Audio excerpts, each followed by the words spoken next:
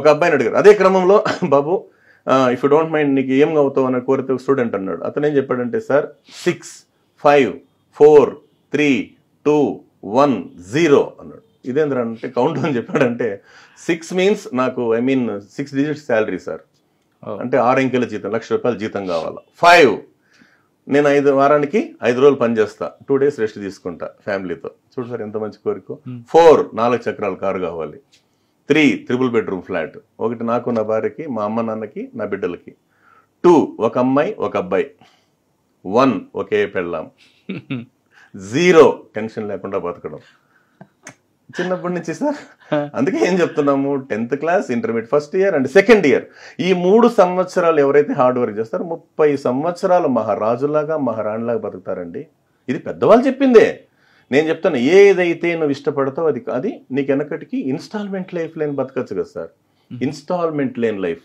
అదే క్రమంలో ఇంకో చిన్న మోరల్ స్టోరీ ఉంది సార్. ఒకసారి యుఎస్లో చిన్న ప్రయోగం చేశారంట సార్. 100 మంది స్టూడెంట్స్ని క్లాస్ రూమ్లో కూర్చోబెట్టి వాళ్ళకి ఇష్టమైన స్వీట్స్ ఏమైనా రాసి ఇవ్వండిరా బాబు అంటే వాళ్ళు లడ్డు, గులాబ్ జామ్, జాంగరీ అని చెప్పి అంత స్లిప్పులు రాసిచ్చారు. వాళ్ళకి ఇష్టమైన స్వీట్స్ సార్, రకరకాలు ఉన్నాయి కదా సార్ ఇష్టమైన స్వీట్స్. అది తెచ్చి ఏం చేశారు వాళ్ళు, అది జడ్జ్ చేసి ముద్ర పెట్టారు. చూపు అంతా దేని మీద ఉంది సార్ ఇంకా పిల్లలకి, స్వీట్స్ మీదే. అప్పుడు పిల్లలు చెప్తారు, నాన్న దేని మీద ఉందిరా చూపు, స్వీట్స్. ఓకే రైట్, నీకు నచ్చిన స్వీట్ ఆడుంది. వాళ్ళు చేయి పెట్టారు, రే ఆగండి అన్నారు. ఏమంటే 2 hours ఆ స్వీట్స్ ముట్టకూడదంట సార్. సచ్చిరా గొడ్డు, ఎవరైతే 2 గంటలు ముట్టకుండా ఉంటారో వాళ్ళకి మేము 1+2 ఇస్తాం అని చెప్పేసి డోర్ లాక్ చేసుకుని వెళ్ళిపోయారు. 2 గంటల తర్వాత వచ్చి చూస్తే ఏమన్నా స్వీట్స్ ఉన్నాయా లేవంటే లేవు సార్ అంటారు. సరే అప్పుడు మన దగ్గర ఉన్న సబ్జెక్ట్ ఏంటి, 60 members ఎత్తుకొని తినేశారంట సార్. ఓహో వాళ్ళు ఇచ్చే స్వీట్స్ కోసం మేము ఎదురు చూస్తుంటామని. 40 ఉన్నారు కదా సార్ బ్యాలెన్స్, దాంతో 30 members ఈ పక్క ఆ పక్క గిల్లుకొని తిన్నారంట. రిమైనింగ్ 10 వాళ్ళు స్వీట్ టచ్ చేయలేదంట sir. After 20 years what they are doing now అని చెప్పి సర్వేకి పోతే ఆ 60 members they are doing ordinary life sir. ఆ 30% గిల్లుకొని తిన్నటువంటి వాళ్ళు government salary and corporate salary. The remaining 10 వాళ్ళు ఎవరంటే, నువ్వు ఎదగడానికి ప్రపంచం కావాలి, ఎదిగిన తర్వాత ఈ ప్రపంచానికి నువ్వు కావాలి, కాబట్టి నీ కోసం ఈ ప్రపంచం ఎదురు చూసేటంత ఎత్తుకు ఎదిగని చెప్పి శాలరీ కొట్టించుకునే విధంగా ఒక ఐఏఎస్ ఉండొచ్చు, ఐపీఎస్ ఉండొచ్చు, ఇండస్ట్రియలిస్ట్ ఉండొచ్చు, దమ్మున్న నాయకుడై ఉండొచ్చు, నాయకురాలై ఉండొచ్చు. Choice is yours.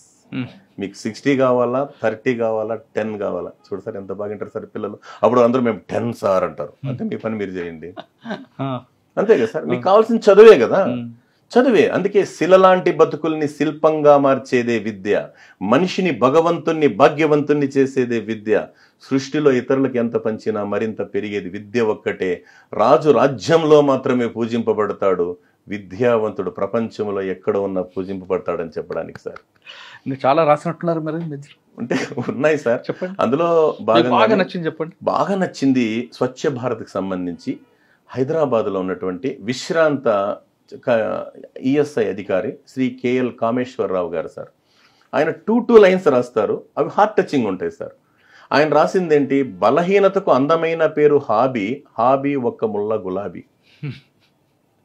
Next sir, Kulagotralu మలమూత్రాలు ఒకలాంటివే, Kulagotralu మలమూత్రాలు ఒకలాంటివే, అలాంటి విసర్జిస్తేనే ఆరోగ్యం, ఒకటి దేహానికి మరొకటి దేశానికి.